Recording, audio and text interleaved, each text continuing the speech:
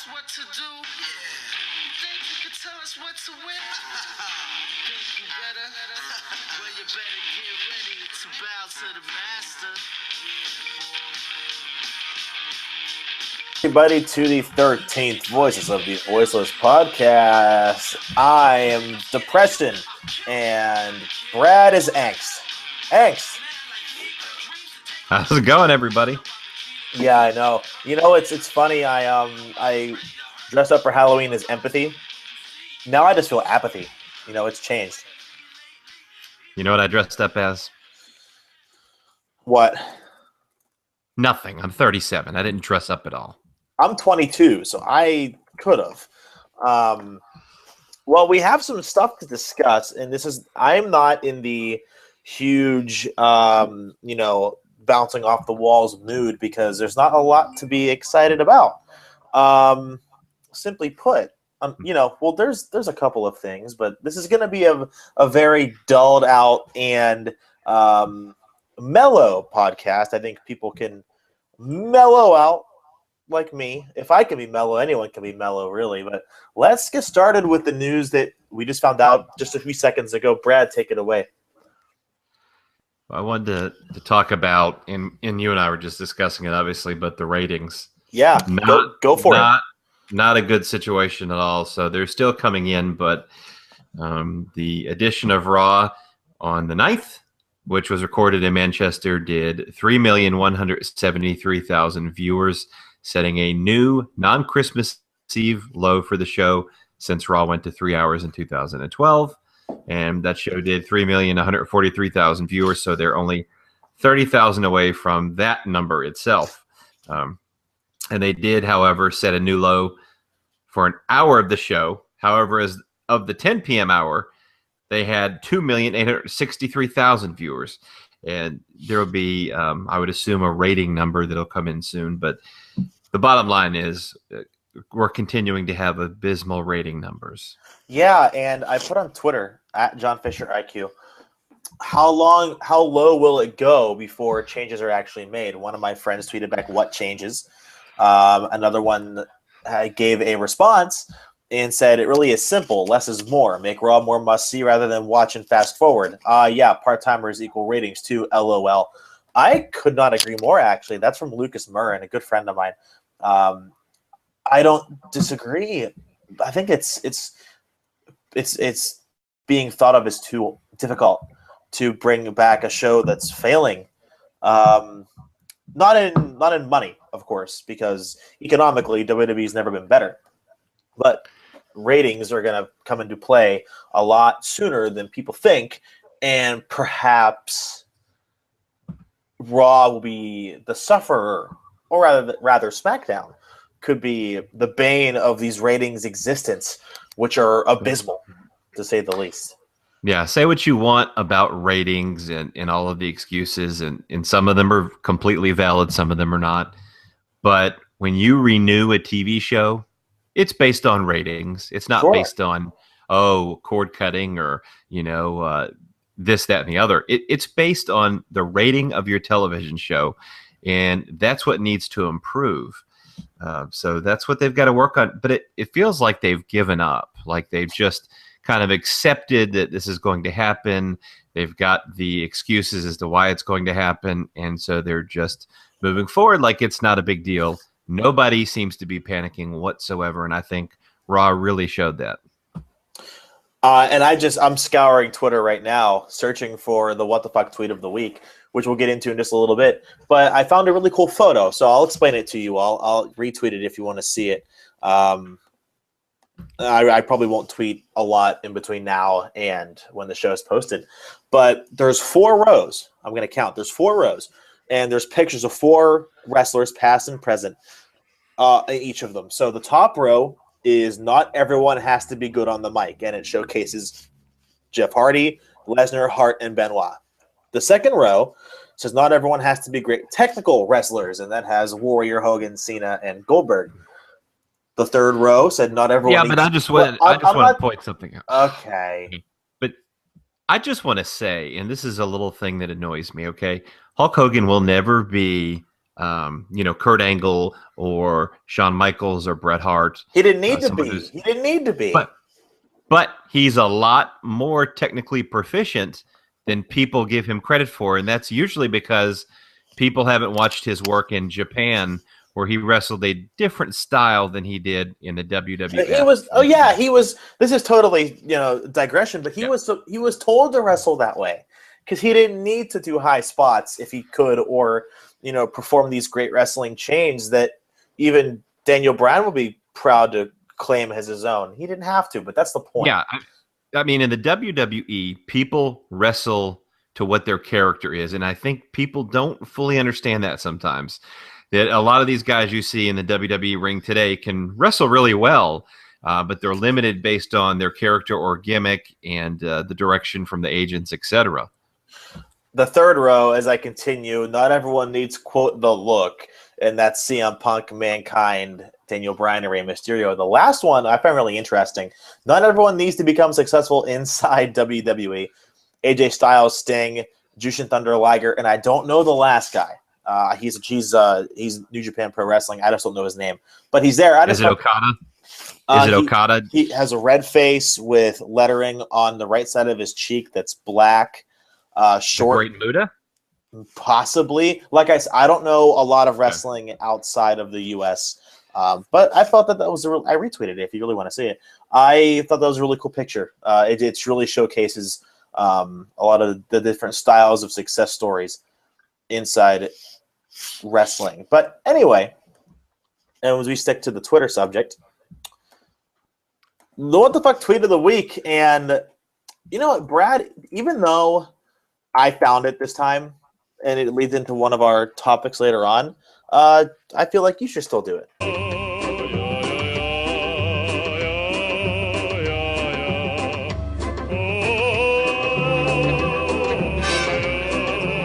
Because it's going to lead into what you want to talk about after that, about one man, and his name is Scott Hall. Yeah, Brad, this is your thing. You do it.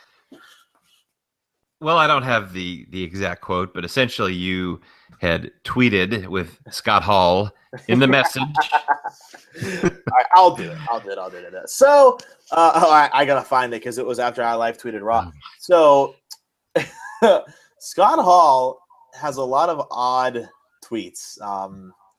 They're not like bad by any means, or they're just, I don't know. He's a little creepy. He's a little creepy. He's very creepy. He's one of my favorites of all time, but he's still creepy. So I said in a tweet, is it me or are Scott Hall's tweets getting weirder by the day? ? Scott Hall replies, says, quote, "It's just you." And by the way, the tweet that got me to ask that question is the what the fuck tweet of the week. Oh, by the way, there's new Razor Ramon shirts in the WWE store. Just saying. Maybe not for long. Not for you're right. Scott Hall, and this is the what the fuck tweet of the week. Quote, "I love juicy breasts. However, there was a picture of chicken breasts with black beans and onions." Yeah. So, needless to say, I didn't actually look at the picture. I mean, this guy is essentially old enough to be my father. And, you got to separate the superstar, so to speak, and the person. Yeah, as a person, I think he probably sucks. As a wrestler, he was really good. And this is just an example of how he is as a person. He's just creepy and old and whatever. I mean, he's kind of like one what person it is. We know. Yeah. What a gross motherfucker. Oh, I have the hourly breakdown of Raw, and we're fine. I know we're like bouncing off the walls here. We're jumping from segment to segment, but the hourly breakdown. Hour 1, 3.48 million, up from last week, by the way. Not so bad. Hour 2, 3.17 million. Brad, do you want to guess for $5,000 what hour 3 is? No. Fine.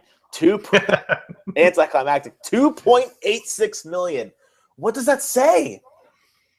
It's too fucking long. Raw needs to just I knew when it went to 3 hours that it would be a joke. I knew it. Because no one has the attention span unless you work in wrestling or love it to death. The casual fan has no attention span, which is why they tune out after 1 hour or 2 hours, let alone 3. That's a Lord of the Rings movie. Do you know how many times people sit for Lord of the Rings movies and don't stop or fast forward or pause? Not many. It's like watching a Titanic movie or something like that, 3 hours long, watching a long movie every single week. There's commercials. And then with commercials, and then it's not overly entertaining always. Would you go see a movie that's like that? No, of course not. No, yeah. I wouldn't. Absolutely not. Yeah, because that's wasting my time. Why would I want to waste my time? Honestly, during Raw sometimes, I work in the industry and all that, but I don't care.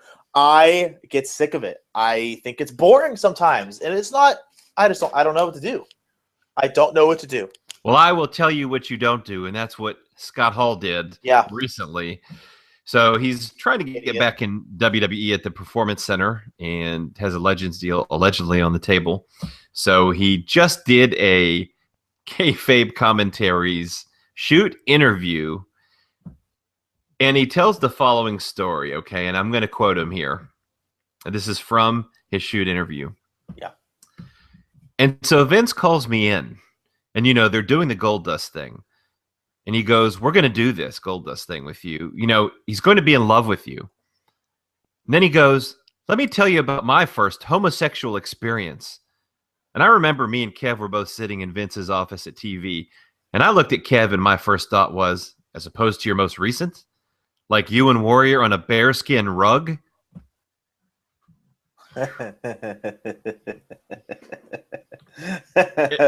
Here, you know what? Say that again for more oomph.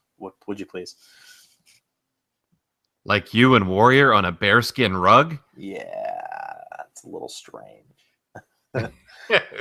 Well, he went on to say, speaking of strange, that he believes wrestlers make their money like prostitutes because they sell their body for money. And when you work for Vince, you're like a streetwalker. You're only as good as your last trick. Honestly, is he wrong? Well, it doesn't matter if he's right. It's not something you say if you're trying to get back in the company. I mean, hello.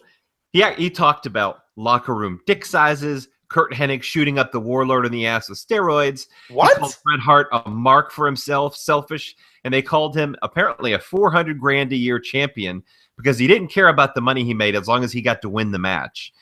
And he also said he told Eric Bischoff they needed to just go ahead and beat Goldberg already and have him start talking, which of course we know his good friend Kevin Nash, who was on the creative team at the time, booked himself to do. So he might have burned a few bridges with this shoot interview here. Why would you be doing an interview with anybody with kayfabe anything? I don't know. That seems a little inappropriate. And at the end of the show, I have some pretty big news for everybody. So, and even Brad doesn't know it. So stay tuned, please. You like that?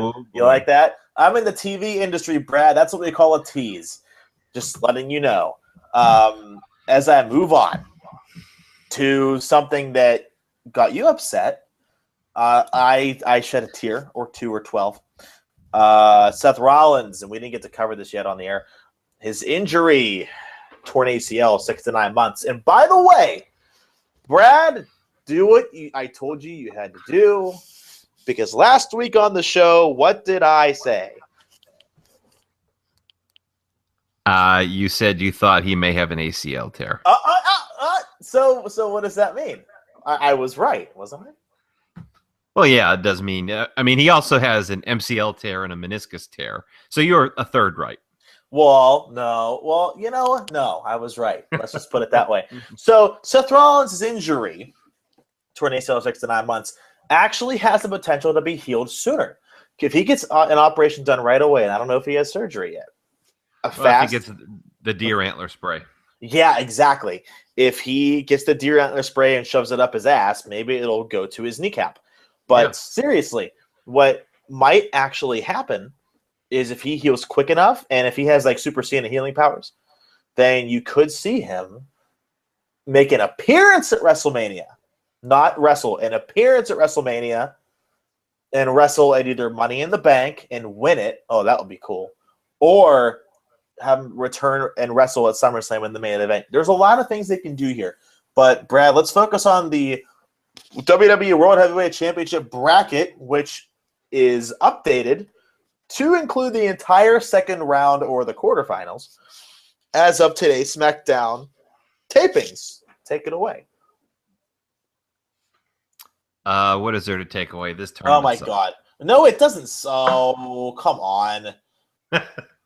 Look, you talk about the ratings Every and the viewership down. wrestler. No. No. Okay, but they gave us the same old shit. You have to But they're admit. still. Okay. All right. So here's what I'm going to do. I'm going to go to the Google machine. Like that. I'm going to go to the Google machine. I know. You like that.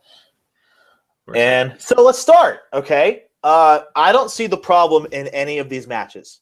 Except for one, but there was a huge swerve on SmackDown, and I mean huge. Oh, huge. Yeah. Are you being sarcastic? You're serious. I'm being serious.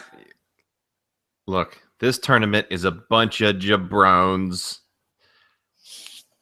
All right. It's the same old crap. Who would you have put in instead?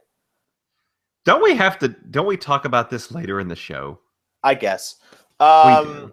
I guess. So, yeah, all right. His injury. You're getting off track. I'm actually, well, not really. His injury is what it is, and he's going to come back, and it'll be the biggest babyface return since. Sloppy worker. Oh, my God, you're an idiot. No, not even close. You said you've torn your knee. How did you tear your knee? Well, I tore my knee on the job. Doing what? Doing what I did in a previous career. I can't disclose that. It's top secret. Oh. Were you in a bocce ball tournament and you went up for the high jump and you tore your knee up? Is that what happened? Was it or extreme checkers? I would respect you if you got hurt in extreme checkers, because who doesn't? It was a freak accident. The doctor even said it was a freak accident. A knee shouldn't do that no matter what. He's not sloppy. Well, and maybe when you do that to your knee, you shouldn't then powerbomb a 300+ pound man. So you don't respect him for finishing the match. And still, I think that's a huge problem in wrestling. No, I don't respect them for it. I think they've got to stop that mindset altogether. It's entertainment. It's a work. We don't care if you're injured. Take care of yourself, because the money's not always going to be there. Don't worry about finishing the goddamn scripted match. It's entertainment. It's a work. So then how would you have done that? Well, it's simple. You stop the match, or when he's hurt, Kane falls down, he rolls him up, and he pins him, and then he's attended to and gets medical treatment. But you don't powerbomb a huge-ass dude like Kane after that injury. And a pedigree. Don't forget, he did that too. That's how he pinned him. It's just stupid. He's not, he's overall a good worker. I'm just busting your balls about that. But I know. But he's made a lot of mistakes recently. A lot? You mean two? And one of them wasn't even his fault, and that was putting Kane through the table. That was the table that didn't just get destroyed. That's happened before. It's okay, actually, but that's because he powerbombed him towards the end of the table instead of the middle, where it would have been more likely to break. I mean, that's simple. A 300-pound guy should have the ability to go through a table and break it if it's on like the latter third or if it's in the middle. That's all on production. I'm sorry. I've seen tables break prematurely. I've seen them not break at all, and this led to a couple of injuries in the past 5 or so years. But that was I gave him all counts on Cena. That was all his fault, and there's no denying that. Sting, I don't know. I'm still up in the air with that. Sting's he's fragile. He's older. If that was a 30-year-old, maybe that doesn't happen. But then again, just don't do the move at all. You never know. But this time, it was a freak accident. You couldn't do anything about it. He will come back. All right, let's do this. How do you book his return? Because I want to get your thoughts on it. He's going to be the biggest babyface since Triple H in 2002. It's not even going to be a discussion. I don't know about that, but there's definitely a big opportunity there. But how do you book it? Well, you book him to return and fight the mighty Kane for 6 months. Shut up. Hey, Kane was involved in the match that caused the injury. Who doesn't want to see a feud like that for 6 months? Not me. I would like Sheamus. I would have liked it if Rollins came on Raw and Sheamus beat the hell out of him, won the title, and Triple H and Sheamus are in cahoots. So that writes him off TV for good because he wasn't actually written off on television. He was written off due to a tweet from Jonathan Coachman, whom I respect. You go all that time, you don't hear a peep out of Rollins, you don't hear a peep from the WWE, no spoilers, no how is he doing updates, and he returns out of nowhere and kicks the hell out of Sheamus and wins the title back. That is how you do it. But they won't do it that way. Because Sheamus is irrelevant, as we found out on Raw last night. Yep, he is. And we're thankful for that. All right, so we'll get into the brackets. Actually, no, we won't. We're going to do it right now, damn it, because we already know their plan going forward. In the quarterfinals, we have, and I want your reactions to this. Roman Reigns and Cesaro are going to wrestle. I'm going to cry next week when Cesaro loses. Del Rio, who defeated Stardust on SmackDown. I hope you weren't planning on watching it. I just spoiled it for you. Do you know who won the Kalisto-Ryback match? Kalisto. I don't know the SmackDown spoilers, but how the fuck can you justify Ryback losing to Kalisto unless there was, as you say, interference? Well, they've been pushing the Lucha Dragons here in the past few weeks, and they just don't really know what to do with Ryback, and I guess they just wanted to throw a swerve into the tournament. It means nothing. Kalisto is going to lose his next match, but whatever. Yep. Yeah, Del Rio faces off against Kalisto. On the other side of the bracket, Kevin Owens will face off against Neville. I expect that to be very good. And Dolph Ziggler will face Dean Ambrose, which I fully expect Ziggler to get screwed by Tyler Breeze. So Ambrose goes to the semifinals. Yep, I expect Ambrose and Kevin Owens and Del Rio and Roman Reigns. Yeah, Roman Reigns. Why not the swerve of the century? Cesaro beat Roman Reigns. How insane would that be? Well, maybe if he could connect with the fans, that would happen. He's never done that. When has Cesaro ever connected with the fans? Seriously. God damn, he's Swiss. It doesn't make sense. I mean, every time he never connects with the fans. You kidding me? All right, well, moving on. ESPN's evolving relationship with the WWE is in full effect. You saw Jonathan Coachman, quote-unquote, break the news that Rollins is out for 6 to 9 months with his ACL tear. Meniscus tear and MCL tear. So, Brad, where does this go from here? I covered this earlier. I think it's a win-win for WWE and a lose-lose for ESPN, but I don't want to get into that just yet. Yeah, for me, the angle I'm looking at is, they have a bigger opportunity to cover stories like this on the network, exclusives on the network, and leverage that rather than just another cable channel. Yep. I think you're going to get more value add out of that rather than the ESPN stuff, because it's not like, oh, look, I'm watching ESPN for, football highlights, and oh, there's wrestling. Oh yeah, I'm going to start watching it now. No, that's not really going to happen. So I think you have more of a value add of utilizing the network to do exclusives, like, the Seth Rollins thing. They could have done something, and I think it would have gotten a lot of people to watch. So I think that's what they are missing there, but they're using ESPN instead.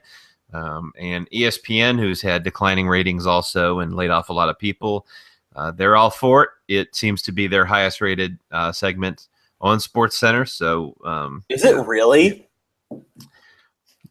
Yeah. It's the highest. It's the highest rated part of SportsCenter when it's on. Yeah. That just goes to show, and that's why I'm saying it's a big lose-lose for ESPN. They have become, what's a good way to put it? One of the most... They're entertainment covering sports. Yeah. I mean, I did a whole report. It was a big final project my senior year on ESPN. I read the book. the history of ESPN, and my gosh, they have just gone so downhill that I haven't trusted or respect. I trust them, but I haven't respected them since like 2008. I mean, what a joke they have become. And I myself have always wanted to be an anchor on ESPN since I was a little boy. Now, fuck, I don't want to go there. I don't want to report on Caitlyn Jenner or some shit. That's not what ESPN should be about. But then again, they're covering WWE now. And as much as I love them, they're entertainment. They're athletic, but they're not a sport. If we want to go into some semantics, ESPN is just losing out big time. Unless they're getting big money. But I don't know. Yeah, they're just looking for ratings, I suppose, but it's also going to turn off some viewers as well who are watching SportsCenter to get highlights of the NFL, MLB, NHL, whatever major sports you like, and instead they see John Cena talking about Monday Night Raw. Yeah, I mean, I'm not going to be a dick, but my God, I'm sitting there as like Joe Schmo, the biggest Miami Heat fan you've ever met. That is when LeBron was there. And I want to see LeBron highlights. God forbid you don't watch the other 8 hours of SportsCenter. And you don't see one because WWE's on. You're like, I don't give a fuck about this shit. So you turn it off. And especially if that's a Nielsen house or even a part of a demo, you're fucked. You lose a lot of ratings and a lot of money. Yeah. It'll be interesting to see how this evolves. But, that's what they're doing for now, and both sides seem to be happy, and I don't see it changing. Well, I think there was only one guy right for the job, and that was Coachman. I think you can agree there. Oh, yeah. Breaking ground. Not Todd Grisham? He does a lot of MMA and boxing. I don't know if they want I'm joking. Coachman was the best. I actually enjoy Todd Grisham a lot. I think he's a really good anchor.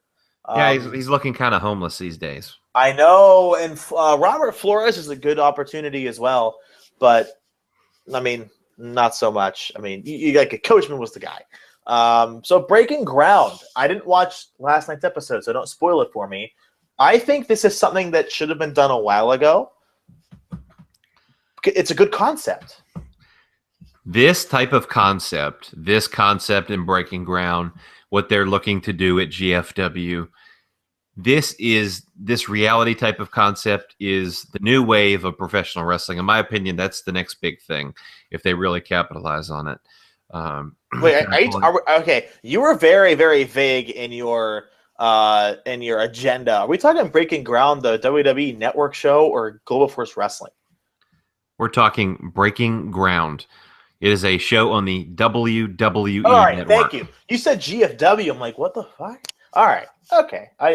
Right. It's that reality concept you're seeing with Breaking Ground and also with what GFW. Oh, yeah. Okay. All right. I'm sorry. I've had one beer. Oh, my God. Well, hold on. I drink men beer, man. I'm a man. I drink 8% beer. So 8%. Take wow. Your Bud Light and shove it up your ass. That'll give you chest hair. How big is the beer? It's just a normal bottle. 12 ounces? Actually looking right. No, this is 6% beer. This is Bell's Brown Ale. Bell's Brewery is one of my favorites. 12 ounces. Yeah, you're right. Of course I'm right. Yeah. Okay. Well, one beer and he's in the bag, folks. So that's my best. I'll tell you, one of my best nights. I think I had 15 beers, and I was not hungover the next morning. I don't remember what I drank though. It might have been. Was it Miller Lite? No. Yeah, it was Miller Lite. 15 of them, and I woke up the next morning, no hangover, and I announced a doubleheader basketball game. Oh wow, that was scary. But either way, you're right. We digress a lot. You're right though. Breaking ground, the reality era. CM Punk started it, and it's just progressing. And it's odd though, Brad. Do you consider reality TV a thing or even important anymore on regular television? Because it's dying. But then again, WWE and all of professional wrestling's reality-based entertainment is growing. I don't see the connection. Yeah, well, it's two different things. It's with wrestling, it's kind of evolving into, before it was considered a shoot. And then when the tax man came, then they said, oh, wait a minute, this is just entertainment. And so they're kind of pulling back the curtain a little more as it continues to evolve over the years. And this is, the next step, in my opinion, that the new fan, the smart fan, wants to see the inner workings. And I think that's what they're going to get with this. And probably could be a cool concept for casual fans. As long as they do it the right way. I think the breaking ground stuff is, especially you look at that first episode, it was done in a way that I consider entertaining and fascinating. And it was. I think that would reach your casual and your hardcore fan. And honestly, I don't know. Maybe it's just me, but I think that should be what Tough Enough wanted to be. Tough, and I enjoy Tough Enough as from far back, like analyzing it. Dear God, it was horrible. But as an enjoyable show, I liked it. But Breaking Ground has a lot of really cool things about it that I just really enjoy. There are characters you can invest in. They actually tell real stories. They don't make it seem like, they don't handpick the people they want to succeed before the show actually starts. So that's why I get into it. Yeah, it's putting over the talent better than their cable TV shows like Raw and SmackDown. And it, like you said, it's allowing us to invest as the viewer in the talent and build a connection with them. Yeah. And one particular superstar who stood out for me is Baron Corbin. Absolutely. Very interesting. And they have done a great job of highlighting the personality that he is. He's and a if they can fucking translate asshole. that. Yep. And if they can translate that to TV, that's money. You're right. That's what they've got to do. They've got to use that as his character, as the person he is, which all the good characters they say are yourself turned up 10 times. But that's what they've got to do. They've got to play off of that and let these guys be themselves. So he's been very interesting to watch on all 3 episodes that I've seen so far. So before we go on, this just in, Brock Lesnar is on his way back to the WWE, and I know he's returning December 26th or 28th, whenever not Raw, but rather WWE is at the Madison Square Garden. He just got confirmed for a date on January 8th at the Toyota Center in Houston, which is a Friday. And it's not a live SmackDown because, SmackDown's not on Fridays anymore. What could this be? Why would he show up at a random house show in Houston on a Friday in January? I think he's a big part of the Royal Rumble plans. I do too. That, or he could potentially win the title before then. You just don't know. They really love putting bigger celebrities, the bigger superstars on meaningless shows like a TLC, a Hell in a Cell, just to promote them.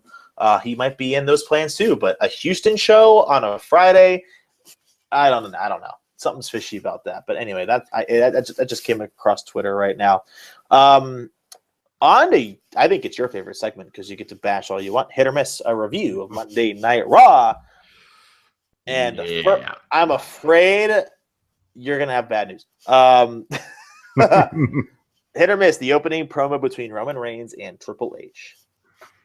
I think some people were probably a fan of this. I wasn't really one of them. So I'm not one of them, damn it. Yeah.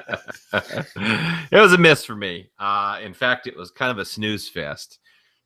Triple H, Triple H is very good. He's got good delivery. So, it's not a knock on him per se, but, just the whole thing is just not working for me.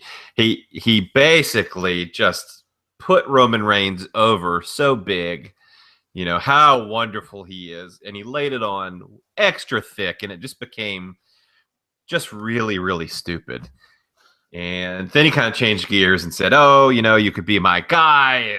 But it's just whatever. It's just whatever with this whole Roman Reigns deal. But Roman Reigns is still not a great talker, and keeping things short with him on the mic is a good thing. So I'll say that. But yeah, it is what it is. It was a miss for me, and it's the same formula. Let's not start out Raw with a 20-minute promo once.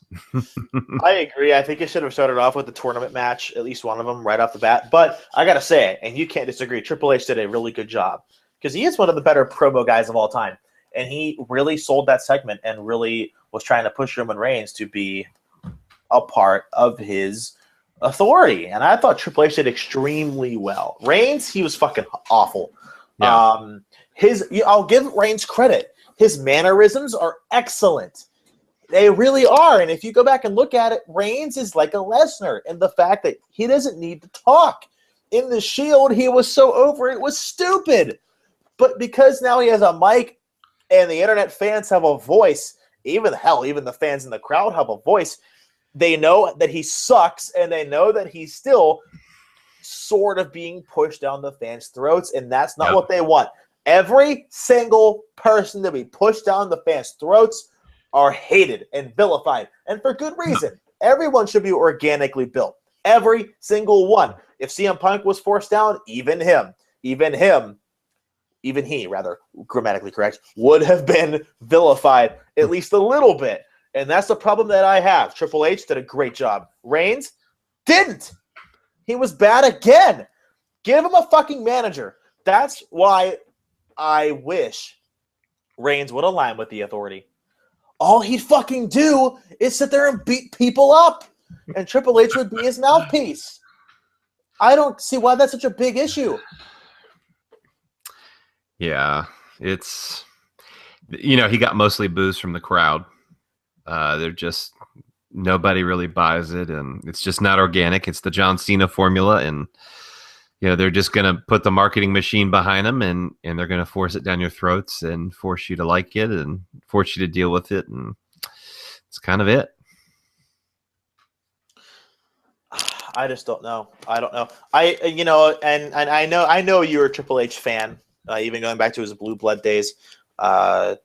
He terrorizing. He was good. Triple H did a really good job. I loved whenever it was really subtle, but I loved whenever he put the belt over Roman's shoulder. That was a really good touch on that promo. So in and of itself, I thought the promo was a success. But to waste 20 minutes on Roman Reigns saying "fuck your shit," I'll beat everyone up again. I don't know. I think it could have been handled differently. And by the way, WWE really edited the crowd in a huge way. I'm sure you read about this. Your reservations on it. I think, well, fuck yeah, they're going to edit it. If it's a non-live show, that show is all WWE wants you to see and nothing else. Yep, it's just like they do with SmackDown. SmackDown is a show that WWE wants the fans to see, not what really happens. Hell, I'll even open it up right now. Just some of the crowd edits were fucking horrible. And that really takes away from the organic essence of what a live crowd does. Yeah, well, some of the chants and some of the superstars apparently being cheered, or I think maybe even Sasha Banks, they were just kind of muted or heavily lowered in volume. Yeah. So let's start. Let me look. One notable edit. This is from What Culture, who I can't stand.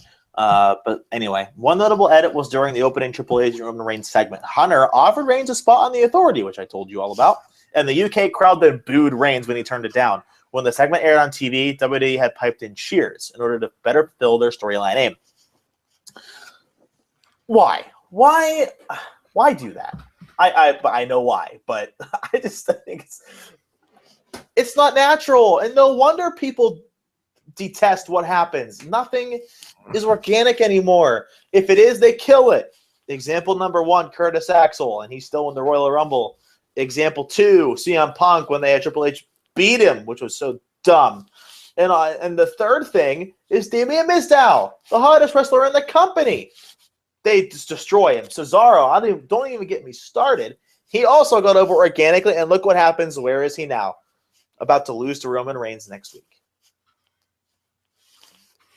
Yep. Yeah, they want you to eat a shit sandwich.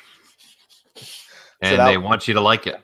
So yeah, the the direction in which the promo went was a miss. I thought it could have been a really big hit.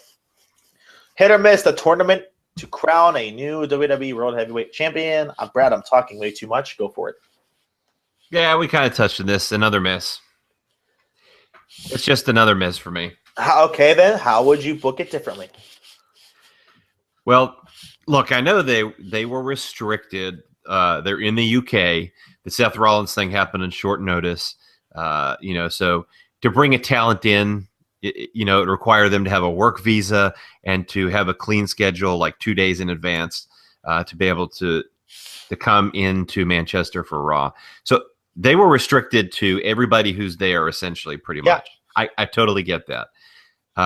But they could have done something a little bit different than the same old shit. It was just like watching a Raw, except it was a tournament, a sequences of matches on Raw. It was no different. Okay, then Neville and Barrett, or whatever the case was. We've got Breeze and Ziggler coming up. We've got stupid. Just there was nothing magical about it, and then you pretty much know the end result of all of this. So it's just kind of. Well, let me stop you there. Ryback losing to Kalisto really did shock me, and I didn't see that coming at all. But it means nothing. But you're right. I'm gonna hold you. I'm gonna hold you accountable. How would you do it differently? You didn't answer me. How would I do what? I would not have the superstars. They had them. I mean, they had Titus O'Neil in the match. Okay, just to lose, and it's like he's a tag team guy. He's not a singles guy. They just throw him into a random match, and he loses, and it's just like, what was the point of that? What was the point of that? There's plenty of singles talent who aren't being used that you could have used. That's like all I'm who? saying. Like who? Anybody. It doesn't matter who. Name whoever three. you want. Name whoever three. you want to push. I don't care who. Whoever you want to push. I don't know. You have the NXT roster there. You had Finn Balor there. I mean, that's something they could have done. I think they're waiting for him for Survivor Series. Okay. Well, whatever the case is, it's the same formula, and that's why it's a miss for me. Going forward, looking at the semifinals, who would you have win the matches to go to the semis? You've got to have Reigns.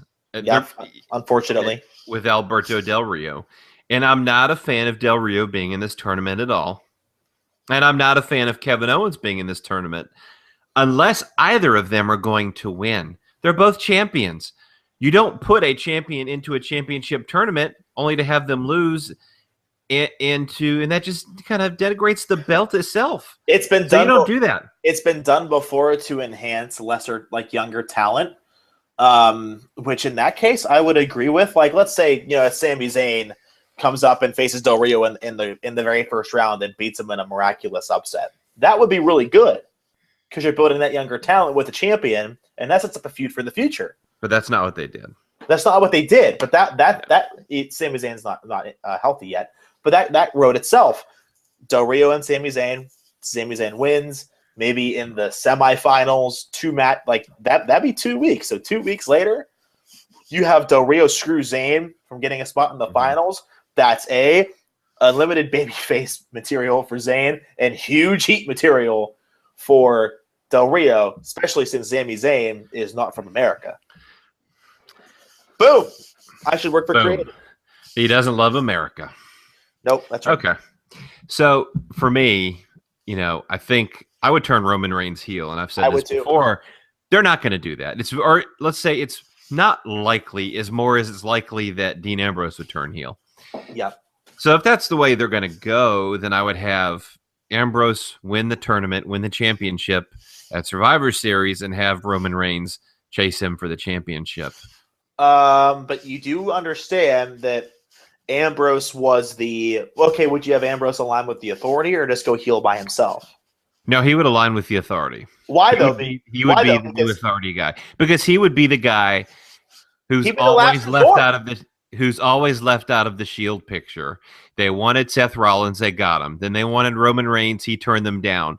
And so he could feel disrespected, and so he could use the Authority as his chance to get his big championship win.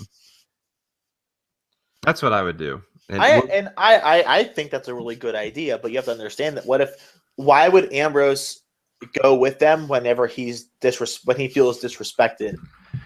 Out of desperation, because he finally cashes in on his turn to be in the spotlight and win the championship and be important after Rollins and Reigns are out of the picture. That's what that's the reasoning. Okay. You don't overcomplicate it. That's what WWE does. Hit or miss, Naomi losing on Raw after speaking out on Twitter about how she's being used. Did she do that again? I missed that. Yeah, she's still retweeting stuff and whatever. And so it's no surprise she lost clean to Natalya, who doesn't win a lot of matches these days. What did you think about the whole "We Want Sasha" chants from Natalya that transitioned to the fans? What? Did you not see that? Natalya transitioned to the fans. What are you talking No, about? Natalya chanting "We Want Sasha," which then transitioned to the fans chanting "We Want Sasha." Oh yeah. Okay. Sorry, I thought you were drunk, sort of. But go ahead. Okay. Yeah, I mean it's whatever. This is all intentional. Okay, they're gonna give you Sasha Banks. Okay, they're doing this. It's kind of like what they don't do in Raw. They're giving you very tiny bits of something you want, but not nearly enough. And it's just going to build up, and so it's supply and demand, and so there's a heavy demand, and they're just going to keep giving you little bits every week, and it's going to increase the demand and popularity of Sasha Banks, and then something big will happen. So they're working a slow burn here. They're building up to it, and I do think she'll be a big part of the Divas division going into WrestleMania. So it's just it kind of is annoying now, but they're building up towards something. I believe is why they're doing this. May I play devil's advocate for a second? Well, you always do. So of course, because you're the devil. That's very, very not wrong of you. Damien Mizdow. Same thing happened. It led to nothing. Tell me about that. Damien Mizdow led to nothing. They just don't view him as a C+ player. That's really all it amounts to. The guy got over, and he's back to his gimmick, wearing the same outfit when he was the intellectual savior and competing, but he's still losing, and he's not on TV, and he's going to be nothing more than a mid-card guy at best, no matter how popular he is, and that's just the reality. They push who they want to push. I know. Period. Is that why ratings are so down right now? You think? I think that's one. That's a big reason why. Yeah, I mean, they're not listening to their audience, in which they need to be, and it's actually pretty simple. So hit or miss, and I'm sure you marked out at the end. Kane and the Undertaker surprise return after being beaten and kidnapped by the Wyatt family the last time we saw them on TV. They come out, kick their ass, Brothers of Destruction, the whole shebang. I thought it was really cool. I even put it on Twitter at John Fisher IQ. Cheap pop, well, actually cheap plug. That I said, no matter how cheesy it is, it's still fucking cool. Yeah, it was cool. I mean, it wasn't a huge surprise. They were. I thought they may be used because they were scheduled for SmackDown. They're already there backstage for Raw. Yeah. So there was that opportunity. But, okay, here is my problem with it. You get the kind of cool moment. Okay, they're there, and it wasn't advertised. And so it's a cool little surprise for the fans who attended Raw or whatever. So I get that. My problem with that was they came out after, they were kidnapped and hadn't been seen for. So all of a sudden they just appear like we don't know what happened. There's no storytelling. They didn't escape. We don't know what happened. They just appear on TV like nothing happened, and then they proceed within 2 minutes to basically destroy everyone in the Wyatt family, including Braun Strowman, who they built up very strongly. and Bray Wyatt. So I don't know where you go from here in a Survivor Series match because they've just fucking killed them with 2 guys. So it's kind of like you're blowing your load here all on a Raw just for a surprise return at the end. And it's kind of, I don't know. What was the point of that? To set up something bigger. Luckily, no one won or lost anything, which is really all that should matter. I know it doesn't, even Steven booking. It's what all that should matter is a win or a loss, and no one lost. Nobody won. Just the momentum is on the side of Kane and The Undertaker. 2 guys just literally wiped out 4 guys. And that's in 2 minutes. That's where I was going. I just covered this a little bit ago. The whole Finn Balor teasing about a Survivor Series appearance. If that does happen, you bet your bottom dollar that Team Balor, Taker, and Kane will win. If Balor or a young stud does not appear with Team Taker and Kane, they will lose and the Wyatt family will win. Because logically, how do you have someone like Bray Wyatt? I don't even need to go into how great he is, how popular he is, and have him lose again and again and again and again. You know? Again. And again. And again. Yeah. Yeah. You're right. You are right. Okay. Yeah. So now the New Day in a potential feud versus the Usos, hit or miss?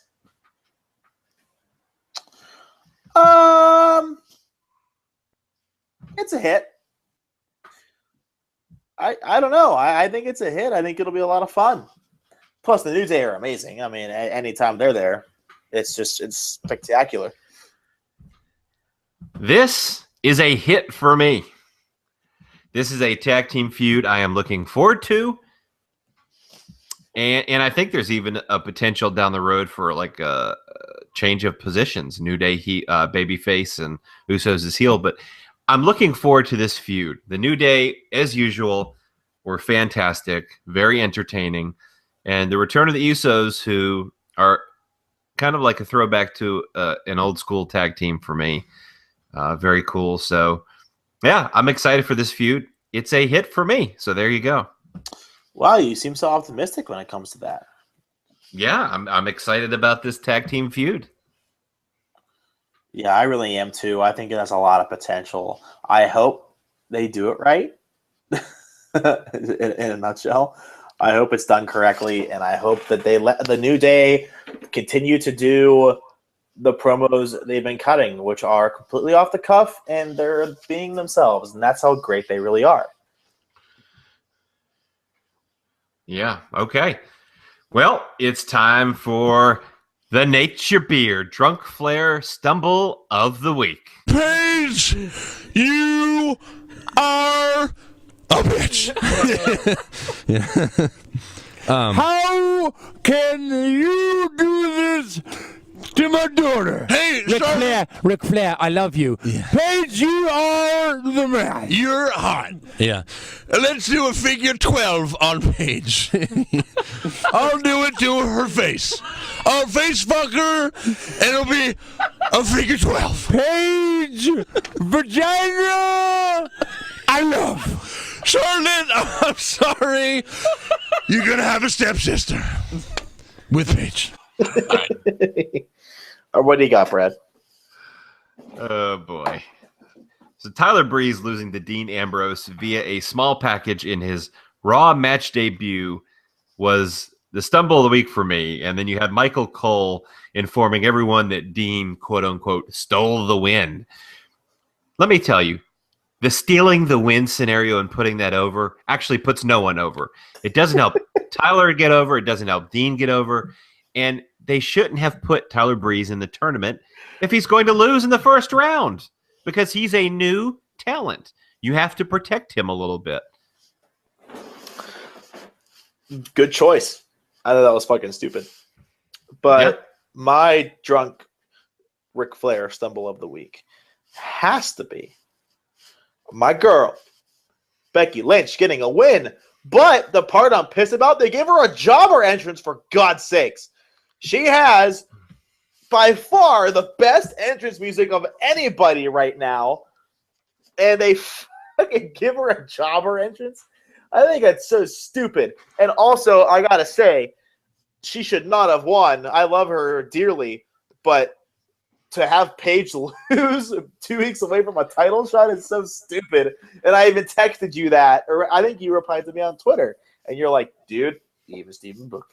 I'm like, fuck it. You're right, and it's dumb because who doesn't get pumped up for this music, but you don't know because you can't hear it because it's during commercial break. It's fucking dumb. Honestly, this music is so fucking catchy. It had the NXT fans singing the entire thing.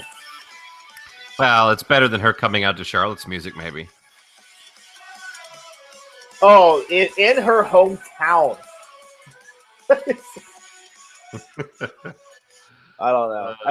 I think I love your new intro, but I might make that our new intro. Becky Lynch's theme music. Oh no, you're gonna tune viewers out. Oh no. I'm not gonna let them do that, guys. Come on. All right. Before we go, in one word, how do you describe WWE using commercial breaks in every single match? I would describe it as annoying. I mean, it kills the momentum of the match. I think I said the exact same thing. Yeah, it's so fucking stupid. And since I work in television, cheap plug. I know how all that works, and so does Brad. He's a smart guy. You can fill your commercial breaks after segments. That's the whole point of a segment. There's breaks in between. Don't use your commercials in a fucking, I don't know. I think it's so dumb.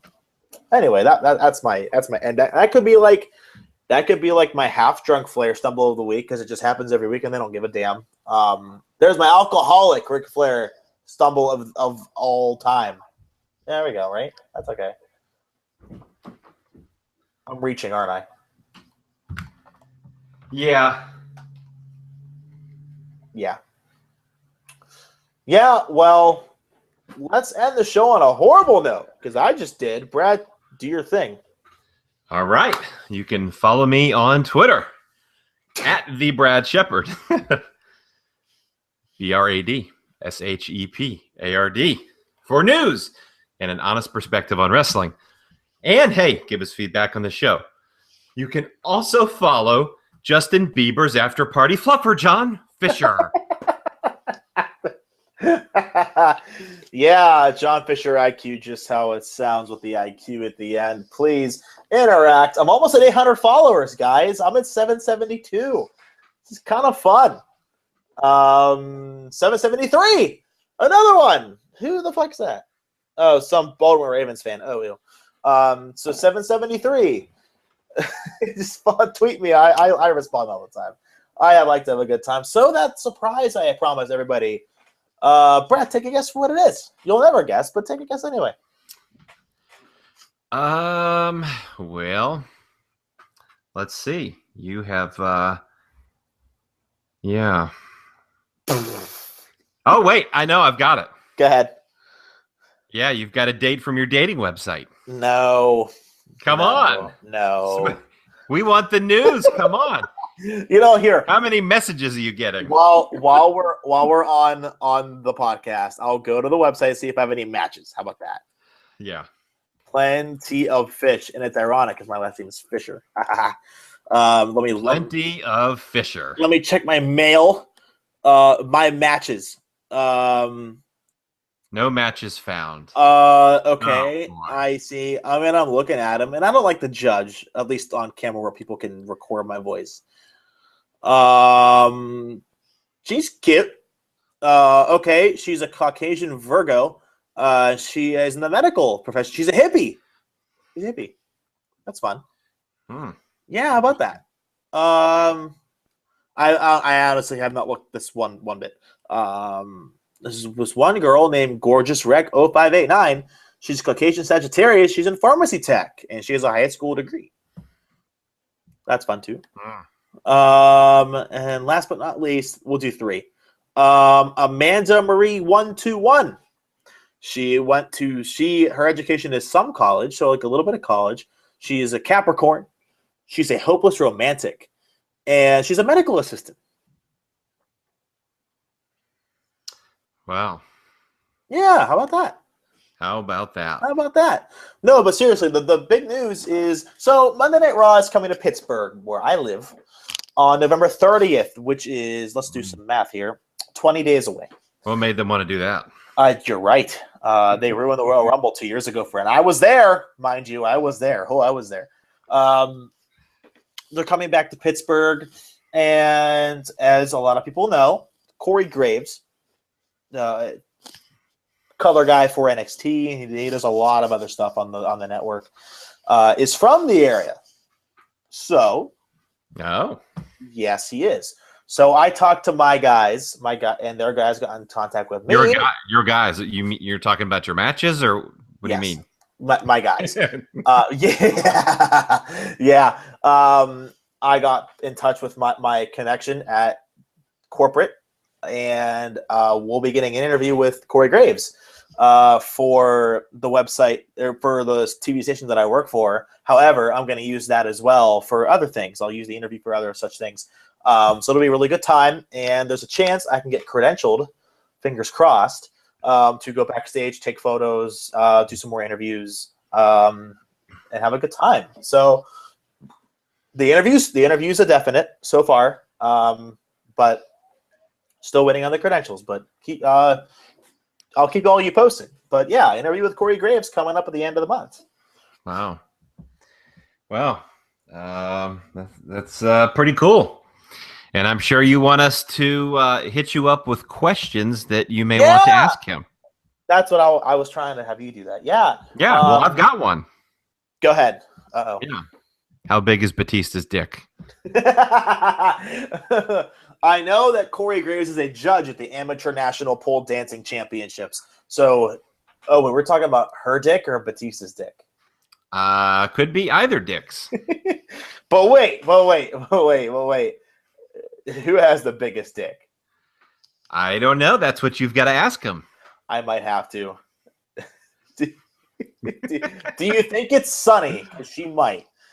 After everything that she's been through.